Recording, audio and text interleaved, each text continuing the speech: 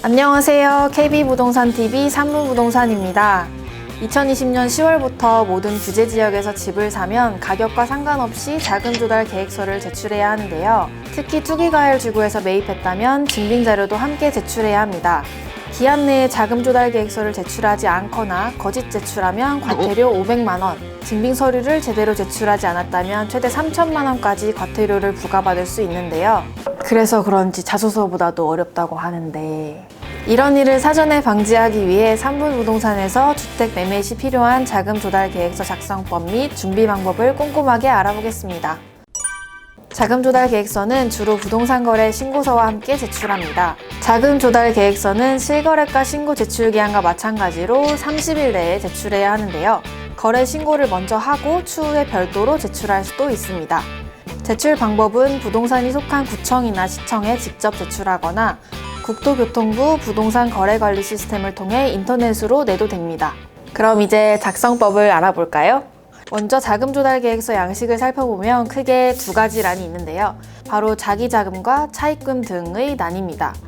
내가 가진 돈과 대출을 받아 마련한 돈을 나눠 기재하면 되는데, 금융기관 예금액에는 은행에 들어있는 예금 중에서 부동산 취득에 필요한 자금으로 쓸 금액을 기재하고, 주식, 채권, 매각 대금은 주택을 취득할 때 매각할 주식과 채권에 대한 현재의 기준 평가 금액을 적으면 됩니다. 본인이 원래 갖고 있던 돈인 경우에는 증빙 자료로 예금 잔액 증명서나 잔고 증명서, 주식 거래 내역서를 거래은행 인터넷 사이트에서 발급받을 수 있습니다. 혹시 직장인이라면 월급과 관련해 소득금액 증명원이나 근로소득 원천 징수 영수증을 현금 또는 기대소득에 대한 증명으로 쓰실 수 있습니다. 증여를 받았다면 누구에게 얼마를 증여받았는지 적고 증여 상속세 납입 신고서를 제출합니다. 직계 존속이라면 10년간 5천만 원까지는 과세를 하지 않고 그 이상은 금액에 따라 세율이 차등 적용됩니다. 부동산 처분 대금은 새 주택 취득에 사용되는 기존 주택 처분 금액 또는 전월세 보증금을 기입합니다. 살던 집을 매도한 계약서나 전월세를 냈다면 임대차 계약서를 내면 됩니다. 금융기관 대출금의 합계를 적고 주택담보대출인지 신용대출인지 아니면 그 밖의 대출인지를 차입금 등의 란에 기재합니다. 이때 증빙자료로 금융거래 확인서, 부채증명서, 대출신청서 등을 준비하면 됩니다. 임대보증금은 새로 취득하는 부동산에 전월세를 놓을 계획이 있다면 그 보증금을 시세에 맞게 기재하면 됩니다. 다른 사람에게 빌린 돈이라면 차용증을 제출하고 얼마나 이를 잘 상환하고 있는지를 기재합니다. 차용증의 경우 이자는 법정이자인 4.6% 이상을 준수해야만 인정이 됩니다.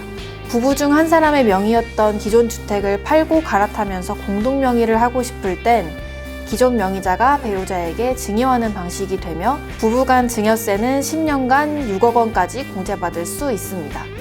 만약 2명 이상의 공동 명의일 경우 각자의 돈 조달 재택과 금액이 일치해야 합니다. 지금까지 자금 조달 계획서 작성 방법에 대해서 알아봤는데요.